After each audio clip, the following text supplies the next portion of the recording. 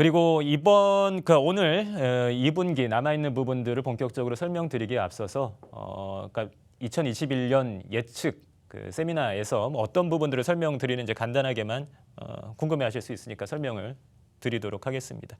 항상 이 이야기를 많이 듣고 계실 겁니다. 들어오셨을 것이고 앞으로도 들으시게 될 텐데 수요 공급, 수요가 압도한다, 공급이 모자르다. 좀 막연한 이야기들 많이 들으셨죠? 공급이 부족한데 그럼 도대체 얼마나 부족한 것인가를 따져보셔야 될 것입니다. 그런 내용들을 세미나에서 좀 상세하게 설명을 드리고 있고요.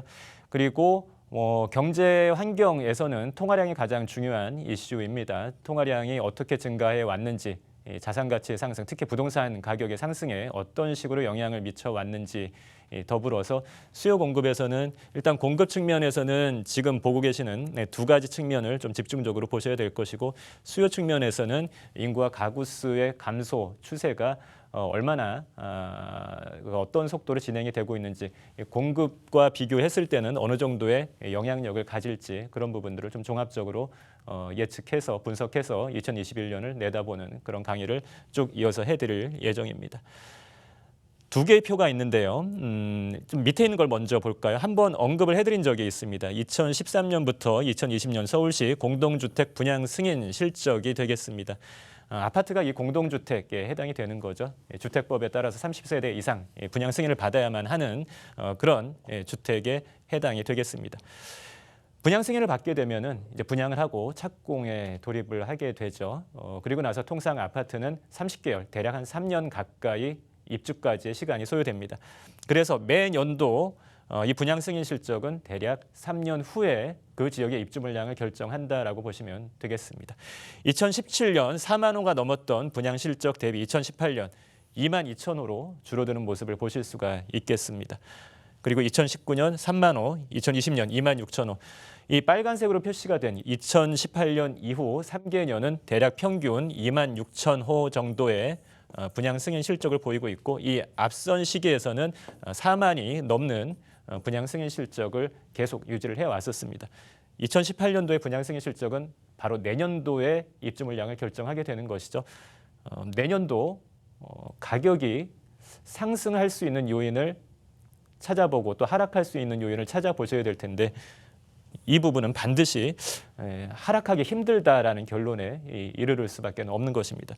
분양 승인 실적이 아주 약간 소폭 감소한 것도 아니고 지금 반토막이 난 상태다라는 것이죠. 지금의 전세난이 좀 힘들다, 고통스럽다라고 느껴지셨던 분들, 내년도에는 이제 피눈물을 흘리는 시기를 맞이하시게 될 겁니다. 늘 미리미리 말씀을 드려왔습니다. 대비를 하셨어야 되는 상황이고요. 그리고 그거보다 더 후에 공급 물량을 예측을 해보시기 위해서는 결국 서울은 재개발 재건축에 의해서 대부분의 공급을 의존하고 있기 때문에 일단 재건축 분야에 있어서 사업시행계획 인가 실적을 한번 살펴보실 필요가 있겠습니다. 실무적으로 사업시행계획 인가 시점으로부터 시작해서 관리처분까지 대략 1년 반 정도 소요가 되고요. 그다음에 관리처분계획 인가부터 시작해서 착공에 이르기까지 1년 반 정도 추가로 시간이 더 걸립니다. 별 무리 없이, 큰 무리 없이 진행이 됐을 때 그럼 사업시행계획 인가부터 시작해서 한 3년 후쯤이 되면은 이제 착공까지 이르를 수 있다라고 합리적으로 예측을 해보실 수가 있는 것이죠. 이 통계도 마찬가지입니다. 2018년부터 2019년 사업시행계획 인가 실적이 이건 반토막도 아니고 거의 10% 20% 수준으로 그러니까 급감하는, 그야말로 뭐라고 표현해야 될지 모를 정도로 급감하는 모습을 보시게 되는 것입니다. 그러면 2018년 더하기 한 6년, 아파트 착공부터 시작해서 입주까지 추가로 3년 더해서 6년 후에는 이 수치들이 아파트 입주 물량으로 잡히게 되는 것이죠. 2024년, 2025년의 입주 물량도 충분치 못하다라는 것을 미리 내다볼 수가 있겠습니다. 하락할 수 있는 요인을 찾아볼래야 찾기가 어렵다라는 거 단적인 지표로 이해하시고, 그리고 이런 내용들을 중심으로 해서 온라인 세미나에서는 더 상세하게 입체적으로 설명을 드리도록 하겠습니다. 지난 시간에 다 설명드리지 못했던 올해 2분기의 이 정비사업 진행 경과 중에서 중요한 분양단지가 있었죠. 이 반포지구의 아파트 재건축은 경우에 따라서 약간씩 단지별로 뭐 문제도 생기고 속도가 지연되고 하는 경우도 있습니다만 그래도 꾸준하게 진행이 되고 있는 편입니다. 신반포 14차 르엘 신반포죠. 분양을 이루었고 규모가 굉장히 작았습니다. 280세대, 총 280세대였습니다. 흔히들 과거의 아파트에 대한 일반 상식은 단지 규모가 커야 좋은 아파트다. 뭐 이 정도 280세대는 굉장히 경쟁력이 떨어진다라는 고정관념 같은 생각을 갖고 계셨죠. 요즘 시대에 그런 얘기 어디 가서 함부로 하시면 특히나 강남 같은 곳에 가서 그런 얘기 하시면 혼자만 바보 취급을 받으실 수가 있습니다. 이따가 보시게 될 이 청약 경쟁률도 한번 참고를 해보시면 무슨 말인가 이해를 하실 수가 있을 것이고요. 건폐율 18%죠. 강남에서는 거의 불문율처럼 건폐율 20% 이하의 동간거리를 최대한 확보한 쾌적한 그런 아파트 단지들을 계속해서 만들어내고 있는 상태입니다. 전용 면적 54.9제곱미터부터 시작해서 대형 100.9제곱미터까지 좀 고르게 평형이 배정이 되었었고요. 롯데건설이 시공을 담당하게 됩니다. 이 반포지구 같은 경우에는 대형 건설사들의 각축전이 벌어지고 있는 것이죠. 그만큼 상징성이 강한 곳이기도 합니다. 경쟁률을 보시면 전체 경쟁률이 124.7대 1이었습니다. 그리고 각 평형별로 1, 2, 3위를 기록했던 평형들을 집계를 해보면 역시나 개포지구에서 나타났던 현상 그대로 40평형대 이상에서 가장 높은 경쟁률을 보이고 있는 상황입니다. 강남의 일반적인 아파트 시장이 평형대별 가격 경쟁력이 과거의 34평형에서 점점 중대형 이상으로 올라가고 있구나라는 것을 이 대목에서 좀 읽어보실 수가 있어야 되겠죠. 그리고 양극화의 모습도 보입니다. 34평형은 아예 빠지고 20평대, 그야말로 이제 작은 소형 평형대로 또 남아있는 경쟁률이 몰리고 있는 그런 모습도 보이고 있습니다. 최고 경쟁률 40평형대에서 408.3대 1을 기록을 했습니다.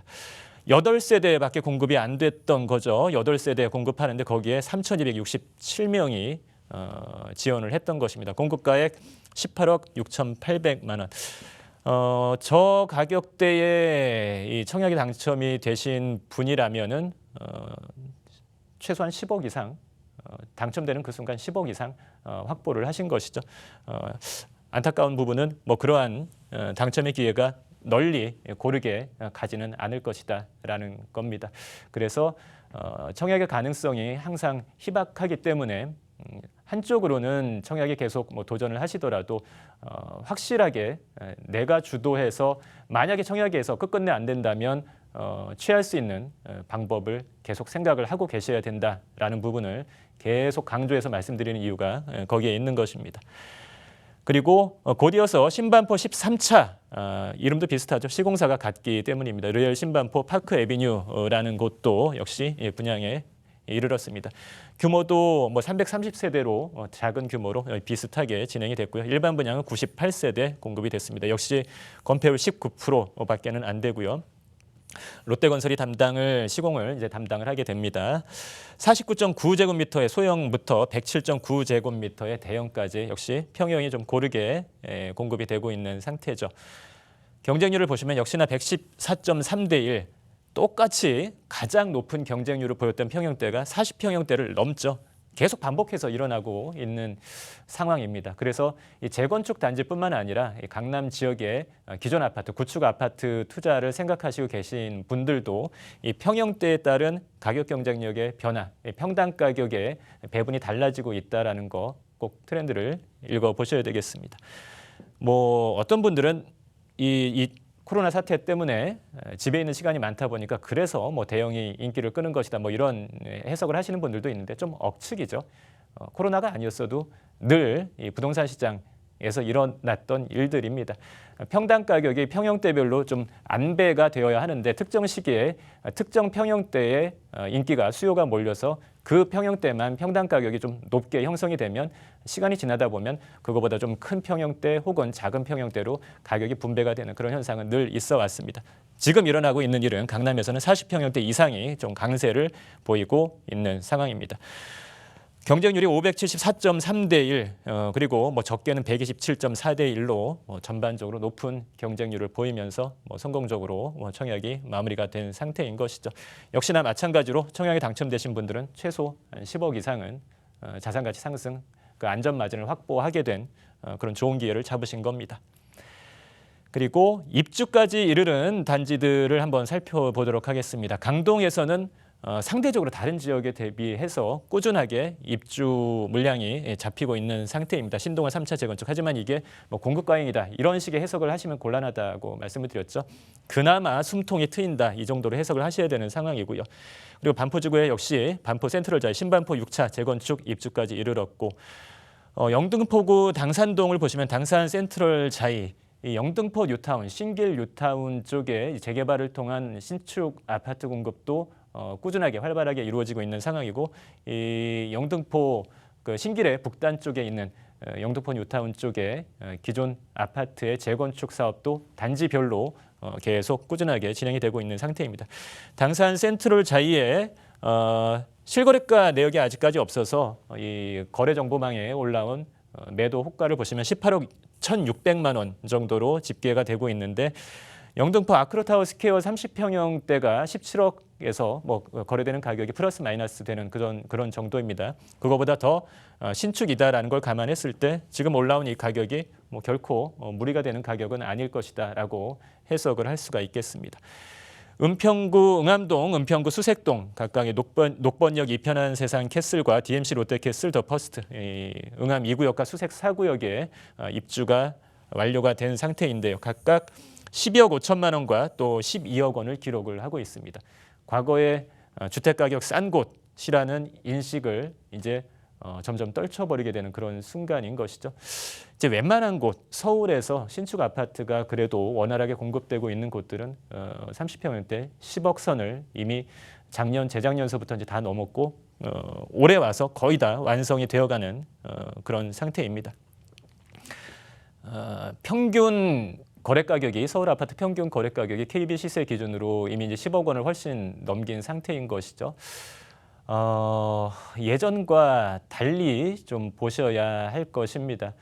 이 가격 도무지 말이 안 되는 가격이다라고 이제 그런 눈으로 시장을 바라보시게 되면 영원히 그 시각을 갖고 계신 분들만 이 시장에서 계속해서 소외되는 것입니다.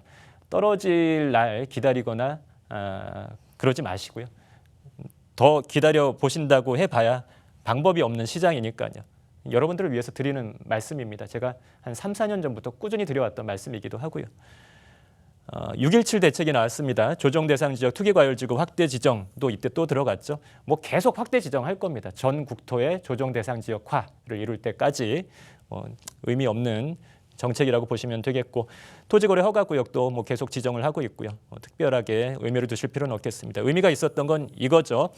재건축 조합원 분양 신청 시까지 2년 이상 거주 요건이 신설이 되는 이 조항 때문에 예외적으로 올해 말까지 조합 설립 인가 신청을 한 단지에 대해서는 2년 거주 요건을 붙이지 않는다라는 단서 조항이 있었습니다. 그래서 지금까지 좀 재건축 사업을 뒤로 미뤄왔던 단지들이 부랴부랴 속도를 빨리 해서 추진위를 구성을 하고 조합 설립까지 이제 박차를 가하는 그런 상황이었습니다. 원래는 최초의 얘기가 나온 건 올해 말까지였는데 근데 법안이 통과가 되고 또 실제 시행이 되기까지 시간이 있어서 아마도 내년 초까지 좀 유예 기간이 연기가 될 것으로 보여지고 있습니다.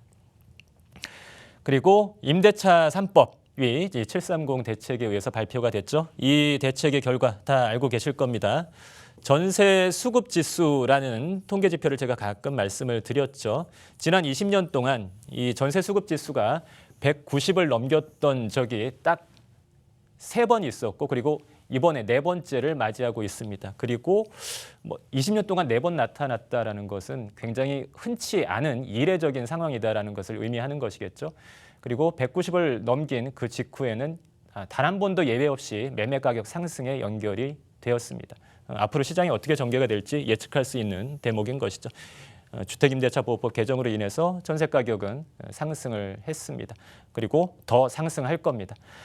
8.4 대책을 보시면 수도권 주택 공급 확대 방안이 나왔죠. 공공재건축을 도입한다는 얘기 그리고 기존의 5.6 대책에서 나왔던 공공재개발에 있어서 정비구역 해제 지역까지 확대해서 할 수 있게 해준다라는 그런 이야기가 나왔습니다. 큰 의미를 두시지 말라라고 말씀을 드렸습니다. 공공재개발과 관련해서 제가 지적해드렸던 문제점, 대표적인 문제점은 확정수익 제시의 문제점을 여러 번에 걸쳐서 말씀을 드렸었습니다.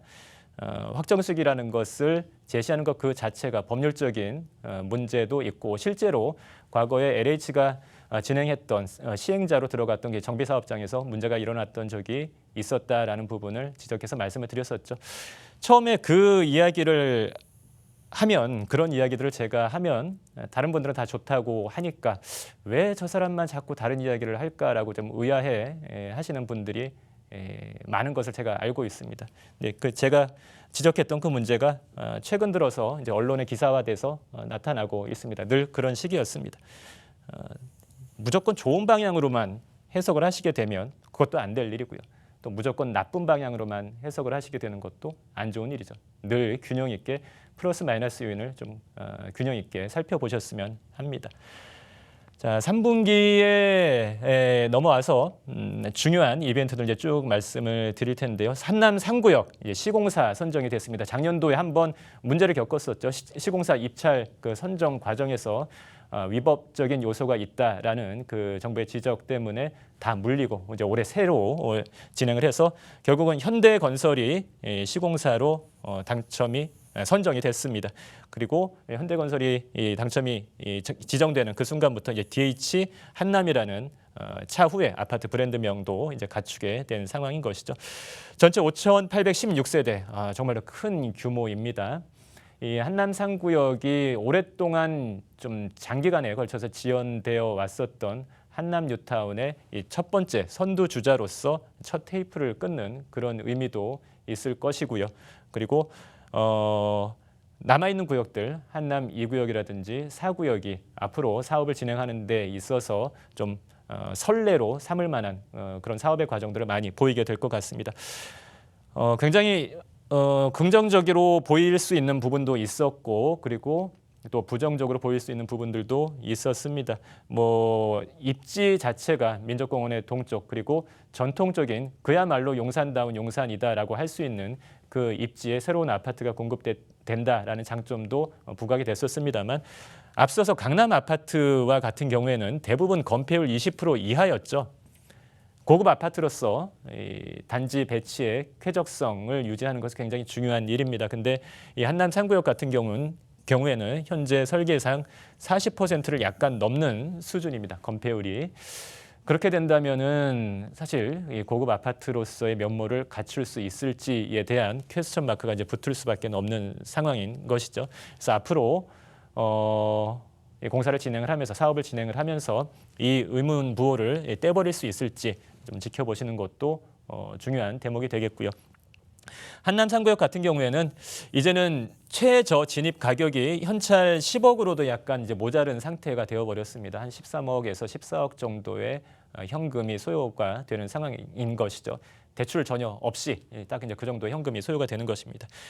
그래서 사실 이 정도 금액대의 재개발 물건을 그냥 일반 청약이랑 같은 선상에 놓고 여기도 한번 뭐 노려보시고 다른 뭐 청약도 노려보시라라고 말씀을 드리는 건 어폐가 있을 것 같고요.